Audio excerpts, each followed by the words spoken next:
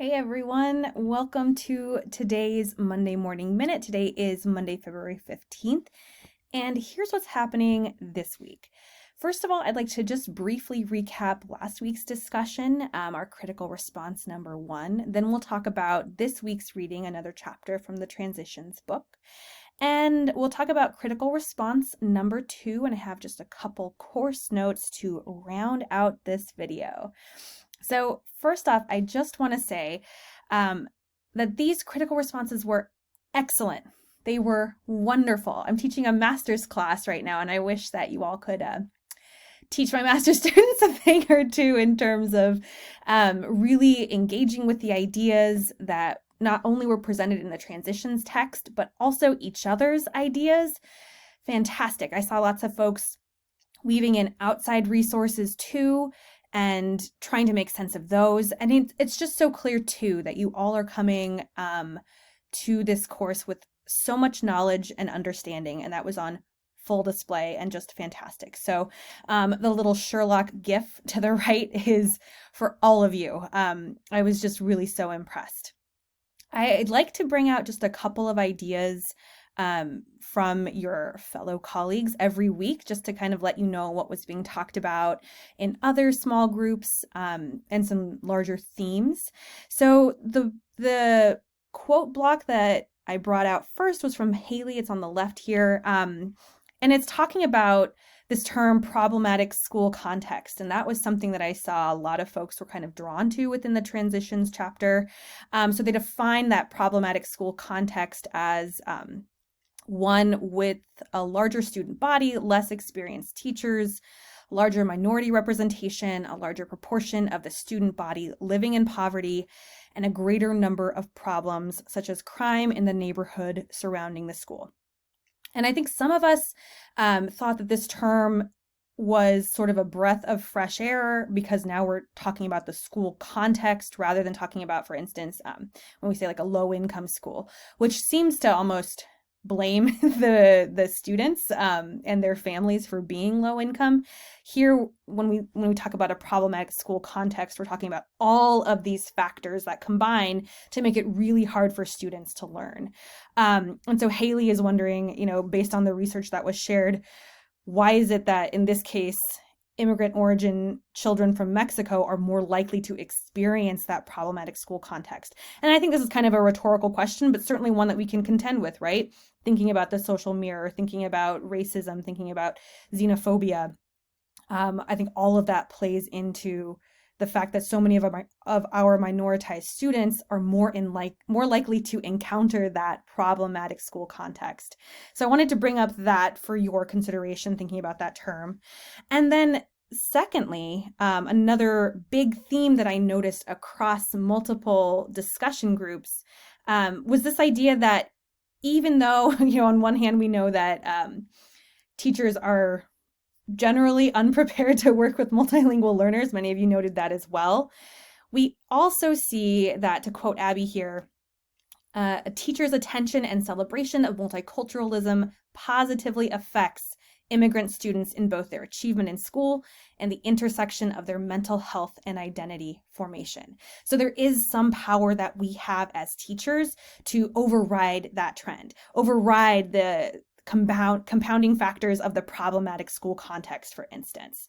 And then the question becomes like, well, what are those? Like, how can we value multiculturalism positively without leaning into tokenism? A lot of you talked about that as well. And that's what we'll explore starting with the second big unit of our course. So thank you all so much again for sharing your brilliant ideas. I'm so excited about our second critical response. Okay, so this week, as I noted in the email that I sent to you all on Sunday, we are actually going to jump way ahead and read chapter 13, Academic Achievement. This is a pretty short chapter. And again, I just thought it might be most relevant for kind of what we're talking about. I think it'll set us up maybe better than chapter 6, which was the original assignment. So I apologize if you've already read chapter 6. And if you have, honestly, remember that we'll be coming back to this transitions text for an assignment for Unit 2. So if you've already read chapter 6, you could use that for that upcoming assignment, the micro teaching assignment. Of course, we'll talk about that. Lots more in the weeks to come. Don't fret about it right now. Okay, so chapter 13, academic achievement. As has been the case, and hopefully a running theme throughout the chapters that we've read, we can't say any one thing about the academic achievement of multilingual students or immigrant origin students, right? It is varied, so varied. However, there are these larger trends. They point out, for instance, that on the whole, we see immigrant children making exceptional use of their education despite having fewer economic resources, oftentimes, right, than their white and native born peers. That is huge. And I think that's something that's so important to remember, right? I think that keeping that front of mind is really leading with an asset-oriented perspective. So we have that. At the same time, right, so many teachers, in this case, are more likely to have lower expectations for immigrant youth in general, and they point out for Hispanic children in particular.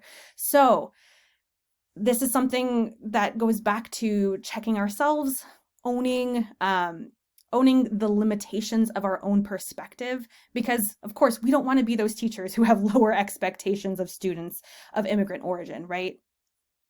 And then finally, the last piece that I want us to think about is this community perspective that they say. Basically, they lay out some really interesting research about how the positive interventions that stick with regard to academic achievement are ones that involve the community, not just the teacher and the student, not just parent, teacher, student, but actually the entire community coming together and propping up our immigrant origin youth.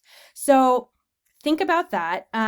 You might make some connections between this and the participatory action research, the PAR, that was brought up in the chapter from last week that many of you noted sounded interesting. I think these can kind of go hand in hand. But of course, I'm also just really interested in what you took away from this chapter. Again, it's very brief, but still packed with information, as is the MO for this entire text. Okay, so critical response number 2.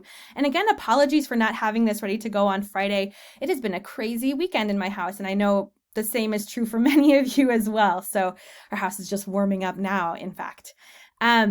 So per usual, remember to try to get your initial post up on Canvas by Thursday the 18th, and then follow up with 2 of your colleagues by Sunday the 21st.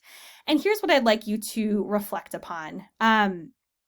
If you notice on the course calendar, I always tend to put a theme or a topic or a question for that week. And so basically what I've done for our prompt this week is I've taken that big question and I'm asking you all to respond to it. The question is, drawing on the information presented in chapter 13 and your own experiences, how do school and community contexts shape our multilingual students' academic achievement? It's a big question. But again, thinking about what we sort of, the text that anchors us, chapter 13 in particular, and your own experiences, your prior knowledge from previous classes, how would you respond to this question? How do school and community contexts shape our multilingual students' academic achievement? You can go anywhere you want with that question, but I'm excited to hear what you all have to say. Okay, and finally, keep up with the language learning, my friends. Remember that our first big assignment, the language learning reflection, is due the 28th, so the end of February.